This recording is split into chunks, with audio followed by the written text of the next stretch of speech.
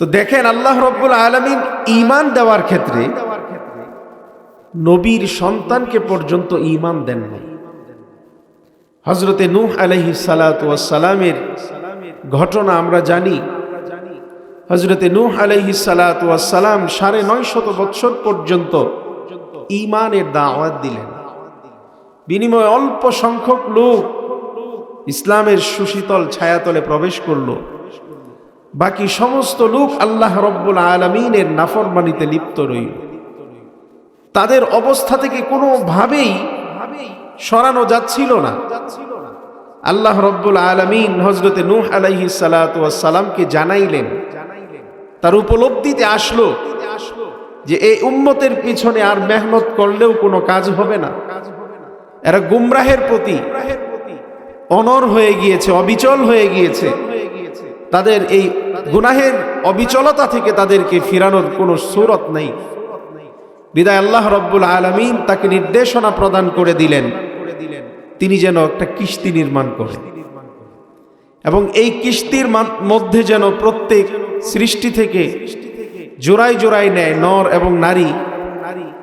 পরবর্তীতে আল্লাহ রাব্বুল আলামিন তাদের থেকে নতুনভাবে আল্লাহ তাআলা সবকিছুর বংশকে বিস্তার করেছেন। এজন্য হযরত নূহ আলাইহিস সালাতু ওয়াস সালামকে আদমে সানিও বলা হয়। তার প্লাবনের মধ্য দিয়ে আল্লাহ রাব্বুল আলামিন গোটা পৃথিবীর সব কিছুকে শেষ করে দিয়েছিলেন। শুধু তার কিস্তির ভিতরে যারা ছিল তারা অবশিষ্ট ছিল, আর বাকি সব ধ্বংস হয়ে গিয়েছিল। এই যে হযরতে নূহ আলাইহিস সালাতু ওয়াস সালাম তার সন্তানকে দাওয়াত দিলেন, নৈরাশ হয়ে গেলেন একটা পর্যায়ে।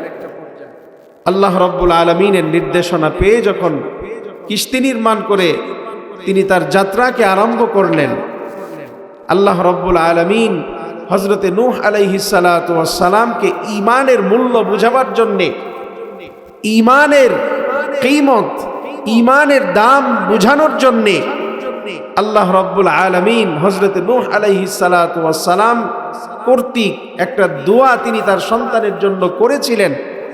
আল্লাহ তাআলা এই দোয়াটাকে প্রত্যাখ্যান করে দিয়েছেন, বাতিল করে দিয়েছেন। আমার কথা বুঝতেছেন? আমার ভাষা বোঝা যায়? তো হযরতে নূহ আলাইহিস সালাতু ওয়াস সালাম এরই প্রস্তাবকে আল্লাহ তাআলা প্রত্যাখ্যান করে দিলেন। কালামে হাকিমে আল্লাহ রাব্বুল আলামিন ইরশাদ করলেন, ওয়ানাদা নূহুর রাব্বাহু فقال رب إن ابني من أهلي وإن وعدك الحق وأنت أحكم الحاكمين। আল্লাহ রাব্বুল আলামিন নূহকে ডাক দিয়ে বললেন, হযরতে নূহ যখন তার সন্তানের জন্য একেবারেই নিজেকে অসহায়ত্বের সহিত আল্লাহ তাআলার কাছে সন্তানের জন্য দরখাস্ত করলেন, এভাবে তিনি তার দরখাস্ত করলেন। আল্লাহ তাআলা বলেন, নূহ যখন তার প্রতিপালককে ডাকলো, তার প্রতিপালকের কাছে যখন সে আবদার করলো, ইন্না বনি মিন আহলি, ওগো মালিক, ওই যে আমার সন্তান, যেই সন্তানটাকে কুলে পিঠে করে মানুষ করেছি, এই সন্তানটা আমার চোখের সামনে ঢেউয়ের ভিতরে, প্লাবনের ঢেউয়ে ডুবে সে মারা যাচ্ছে। বাবা হিসেবে সন্তানের প্রতি দরদ চলে এসেছে, এজন্যে অতি দুর্বলতার সাথে সে এভাবে দোয়া করেছে, ইন্না বনি মিন আহলি ওয়া ইন্না ওয়া'দাকাল হাক্কু ওয়া আনতা আহকামুল হাকিমিন। ওগো মালিক, আপনার ওয়াদা সত্য, আপনি যেই ওয়াদা করেছেন এই ওয়াদা সত্য, এতে কোনো সন্দেহ নাই। আপনি হাকিমের হাকিম, বিচারকের বিচারক আপনি, আপনার বিচারে কোনো ভুল নাই।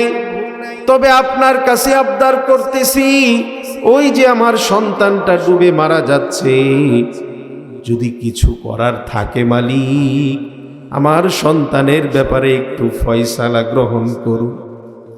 আল্লাহ রাব্বুল আলামিন হযরতে নূহ আলাইহিস সালাতু ওয়াস সালামকে ঈমানের কিমত বোঝানোর জন্যে, ঈমানের মূল্য বোঝানোর জন্যে আল্লাহ তাআলা ডাক দিয়ে নূহকে বলে দিলেন, ক্বালা ইয়া নূহ ইন্নাহু লাইসা মিন আহলিক। আল্লাহ তাআলা বললেন, হে নূহ, তুমি যার জন্যে দোয়া করতেছো সে তোমার পরিবারের অন্তর্ভুক্ত না, সে তোমার পরিবারের অন্তর্ভুক্ত না। আমার বিবেচনায়, আমার দপ্ত আদালতে তাকে আমি পূর্ণাঙ্গ মনে করি নাই বিদায়ী ঈমানের পূর্ণতা, ঈমানের দৌলত আমি তাকে দেই নাই। আল্লাহ তাআলা বলেন, ক্বালা ইয়া নূহ ইন্নাহু লাইসা মিন আহলিক ইন্নাহু আমালুন গায়রু সালিহ। সে অসৎ কর্মকারী ছিল, ভালো কাজ সে করত না, যার কারণে আমি রব্বুল আলামিন ঈমানের দৌলত তাকে দেই নাই। প্যারা হাজিরিন, তাহলে একটু চিন্তা করে দেখুন আল্লাহ রব্বুল আলামিনের কাছে ঈমান কত বড় দৌলত, যেটা আল্লাহ তাআলা নবীর সন্তানকে দেন নাই।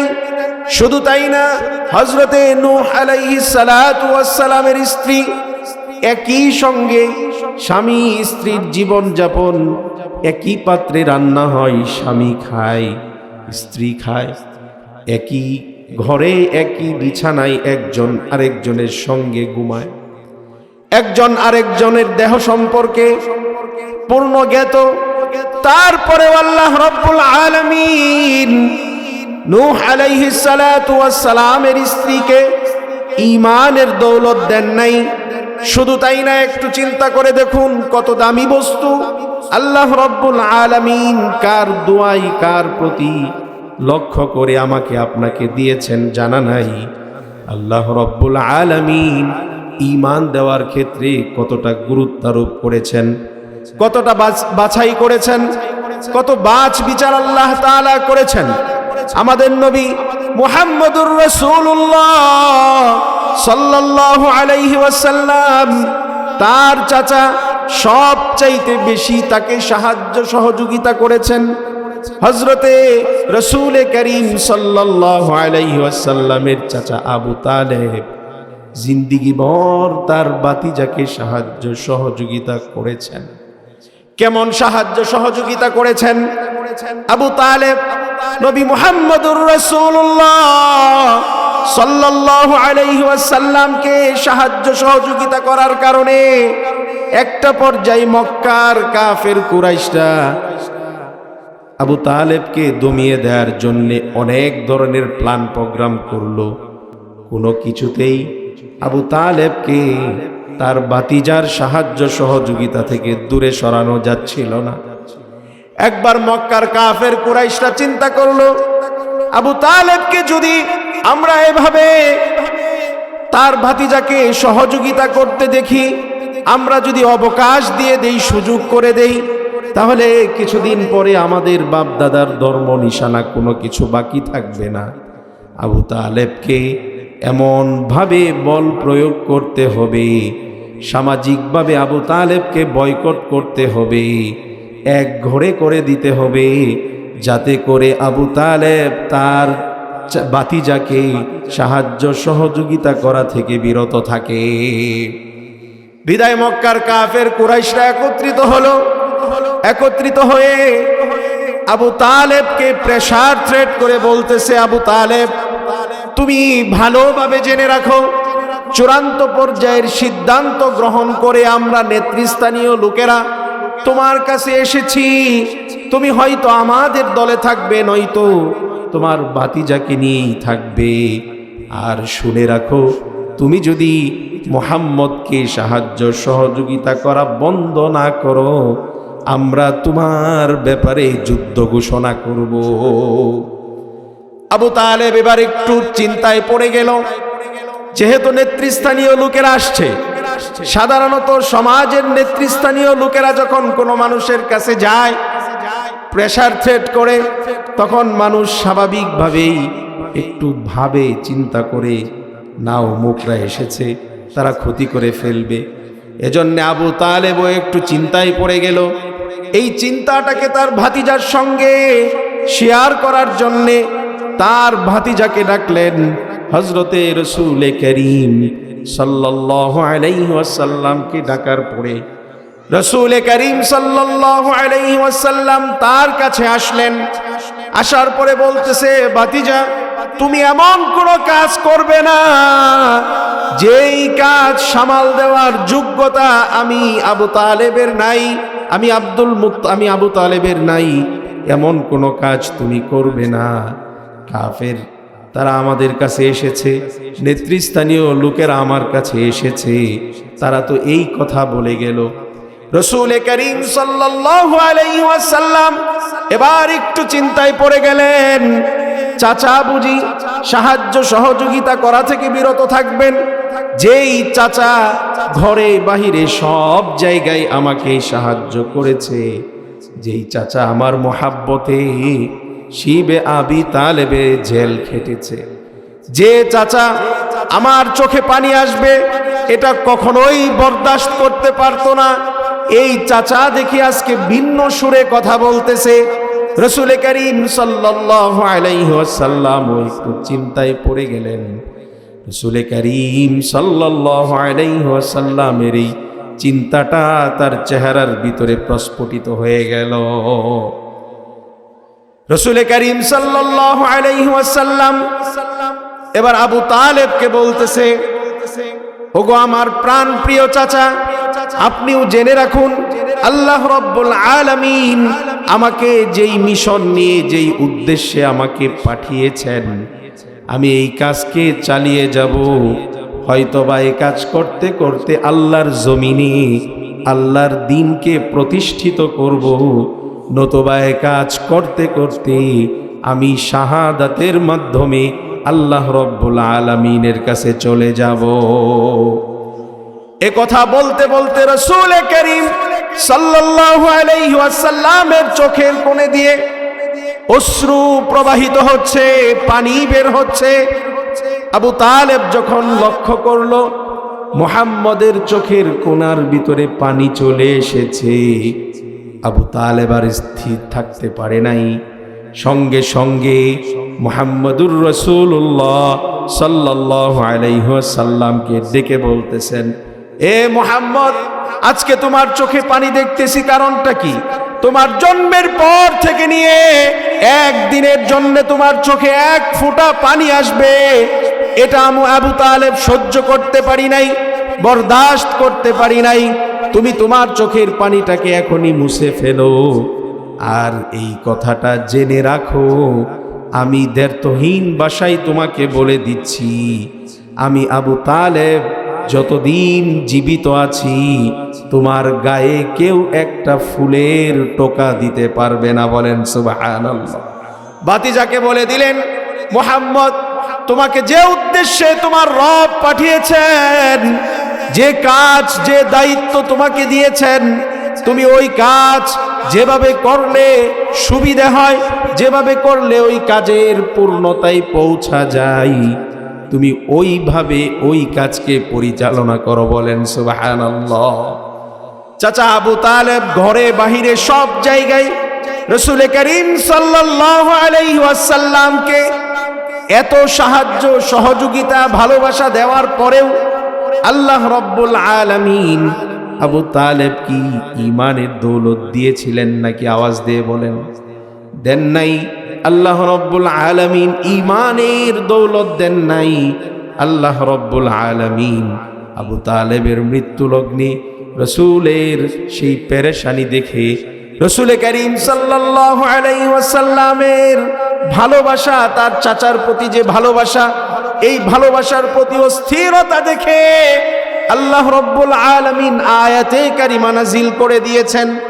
কেননা নবীজি সাল্লাল্লাহু আলাইহি ওয়াসাল্লামের চাচা ইন্তিকালের লগ্নে যখন নবী করিম সাল্লাল্লাহু আলাইহি ওয়াসাল্লাম তাকে কালিমার দাওয়াত দিচ্ছিলেন, কালিমার দাওয়াত গ্রহণ না করে একটা পর্যায়ে সে ইন্তিকাল করে।